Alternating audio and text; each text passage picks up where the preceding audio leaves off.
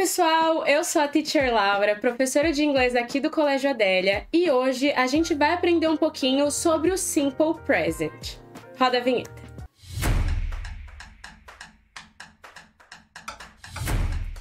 Bom, gente, eu decidi que era melhor nós começarmos os nossos conteúdos de inglês pelo Simple Present, porque o nome já diz tudo, né? Ele é o presente simples, ou seja, ele é a parte mais básica, mais simples do inglês. É o que você precisa saber para conseguir acompanhar os outros tempos gramaticais, ok? Primeiro de tudo, por que é importante que nós aprendamos o presente simples? Porque é ele que vai guiar toda a nossa trajetória na língua inglesa. Se você não consegue formular uma frase simples em inglês, é muito difícil que você compreenda conteúdos gramaticais mais complexos, como, por exemplo, o Present Perfect, que acaba sendo assustador para muita gente, tá bom? Então, senta aí, se acalma, pega um copo d'água e vem com a teacher. Para começar, é importante a gente entender também que a formulação de frases em inglês vai te ajudar muito em vestibulares, em provas e até mesmo para ler algum livro ou para ler algum conteúdo importante que você queira entender em outro idioma. Se a gente consegue entender como uma frase está sendo formada, é muito mais fácil para que a compreensão haja de forma natural e simplificada, ok? Então vamos comigo ali para os slides. Então, para começar, a gente precisa entender como que há a formação de frases em um idioma, nesse caso, no inglês, ok? Primeiro de tudo, a gente sempre precisa de uma person. Uma person nada mais é do que uma pessoa, ok? Logo em seguida, a gente junta essa pessoa com um verbo, ou seja, uma ação. O que essa pessoa faz, fez ou está fazendo. E a gente complementa essa frase com um complement, ou seja, um complemento. Vamos para um exemplo para simplificar? Aqui a gente tem I, uma pessoa, eu, drink, o verbo, beber, e milk, um complemento, leite. Se eu traduzir essa frase, vai ficar I drink milk, eu bebo leite. O inglês, eu considero ele extremamente fácil no presente simples exatamente por conta disso. No português, o verbo drink nós teríamos que conjugar. Ficaria eu bebo, tu bebes, ele bebe, nós bebemos, vós bebeis, eles bebem. No inglês, é drink para quase todas as pessoas. Então, a frase simples, curta, fica I drink milk. Vamos praticar um pouquinho? Eu vou dizer e vocês repetem, ok? Então, repeat. I drink milk. Fácil, né? Vamos continuar um pouquinho, então. Essa mesma formulação de frases pode ocorrer para qualquer frase no presente simples. Então, é só usar pessoa, verbo e complemento. Vamos ver essa segunda frase aqui. I study English at school on Mondays. Repeat. I study English at school on Mondays. A pessoa dessa frase é o I. O verbo é o study e English at school on Mondays é o meu complemento. Teacher, eu poderia parar minha frase ali no English? Poderia, mas talvez faltaria alguma informação que você precise dar para outra pessoa. Lembra sempre que apesar de ser uma matéria da escola, o inglês também é uma língua que você vai usar com outras pessoas. É uma linguagem que vai fazer você se comunicar com os outros, passar a informação e a mensagem que você quer que o outro entenda a sua. Ok? Então vamos ver mais uma frase aqui. Repeat. We like to read romance books. Ok? Aqui a gente mudou um pouquinho a pessoa. Nós estávamos usando bastante o I e a gente mudou para we. We nada mais é do que nós. Então, essa frase significa nós gostamos de ler livros de romance, ok? O que tem de diferente aqui nessa frase que não tinha nas outras? Dois verbos. Nós temos o verbo like e nós temos o verbo read.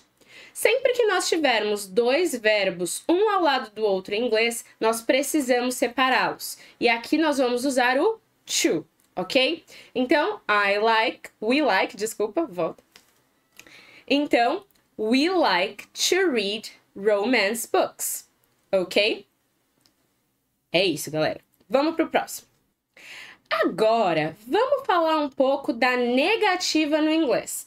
A gente não afirma tudo, né? A gente não gosta de tudo, a gente não quer tudo. Às vezes a gente vai negar.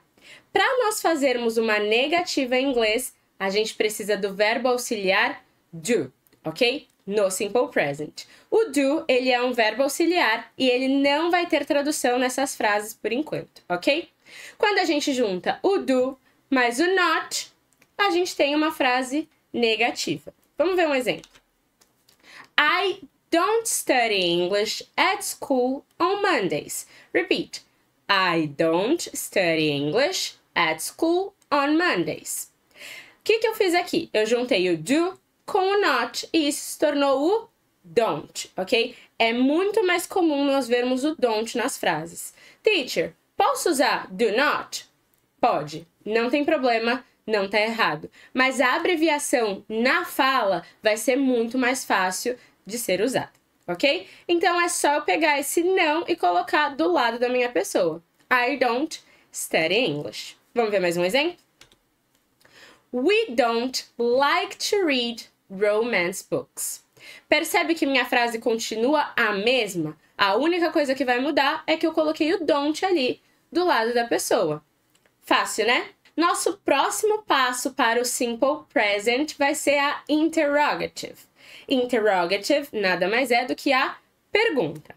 E eu tenho uma pergunta para você agora. Como que a gente sabe que uma frase é um questionamento em português? Vou deixar você pensar uns 5 minutinhos.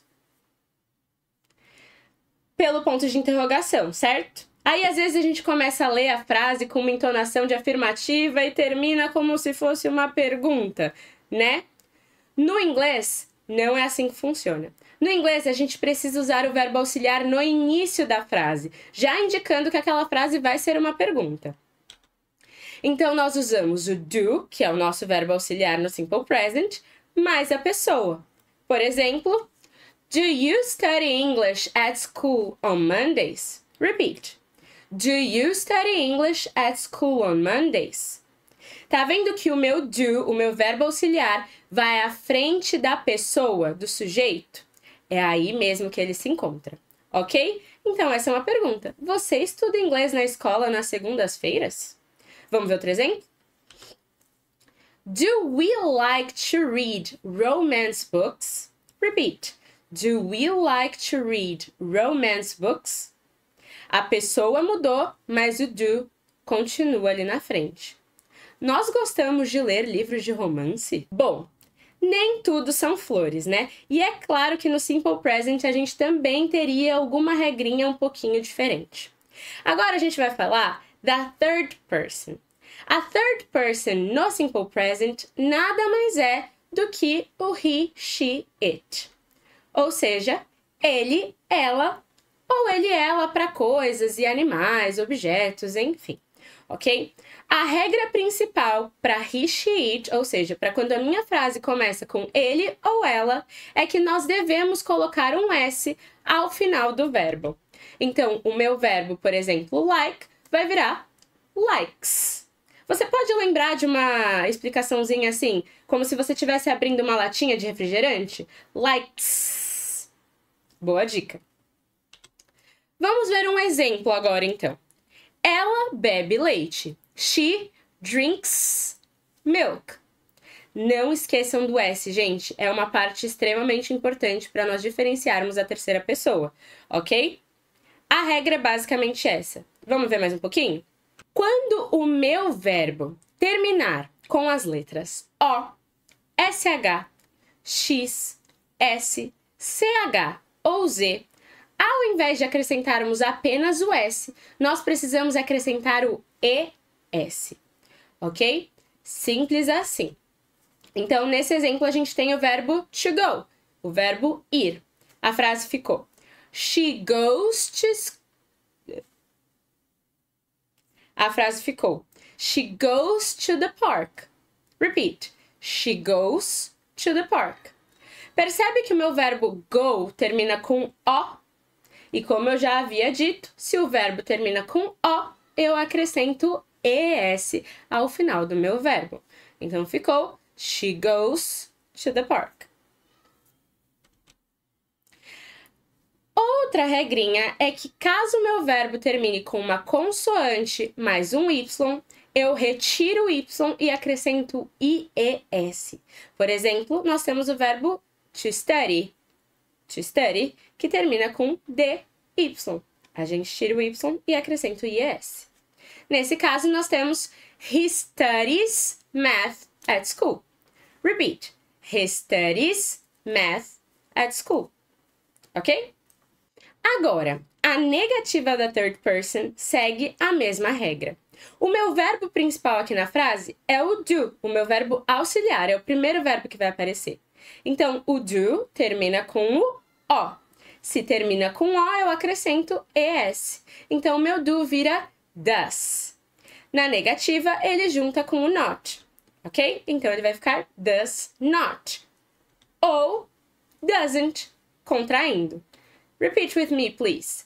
She doesn't study English at school on Mondays. Ok? É a mesma regra, só que agora, quando eu falo com he, she, it, ao invés de don't, eu uso doesn't. Outro exemplo. He doesn't like to read romance books. Repeat. He doesn't like to read romance books. Ele não gosta de ler livros de romance. Agora, quando nós usamos a interrogativa, o meu verbo auxiliar era o do antes da pessoa, ele vira does mais a pessoa. Por exemplo, does she study English at school on Mondays? Repeat. Does she study English at school on Mondays? Ela estuda inglês na escola às segundas-feiras? O outro exemplo é does he like to read romance books? Repeat.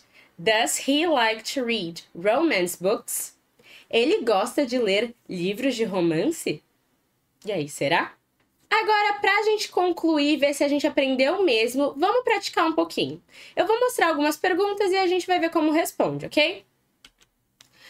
Do you like to travel a lot? Repeat. Do you like to travel a lot? Você gosta de viajar muito? Yes or no? Sim ou não? Vamos ver a resposta? Yes, I like to travel a lot, but she prefers to stay home. Sim, eu gosto de viajar bastante, mas ela prefere ficar em casa. Percebe que com uma aulinha pequenininha de inglês você já conseguiu formular uma frase gigantesca? Nem é tão difícil assim, né? Vamos ver a resposta negativa? No, I don't like to travel a lot, but she loves to travel. Então, não, eu não gosto de viajar muito, mas ela ama viajar. Percebe ali o Szinho no loves? Porque a gente tá falando de she, ok? Bom, agora a gente tem essa mesma pergunta, mas eu não tô com tanta vontade assim de responder, tô com um pouquinho de preguiça, quero responder uma resposta curta, teacher. Como eu faço? Simples. Você gosta de viajar muito? Do you like to travel a lot? Yes, I do. Ou no, I don't. Ok? É só usar o verbo auxiliar na afirmativa ou na negativa e você já respondeu e tá tudo certo. Agora, se eu for usar a terceira pessoa, does he like to travel a lot? Ele gosta de viajar muito? É a mesma coisa. Yes, he does. No, he doesn't. Então é isso. Se você gostou, já deixa um like aqui embaixo. Se inscreve aqui no canal se você quiser mais vídeos como esse, que a gente sempre vai postar no mesmo horário aqui nesse canal, ok? Te vejo no próximo. Tchau, tchau!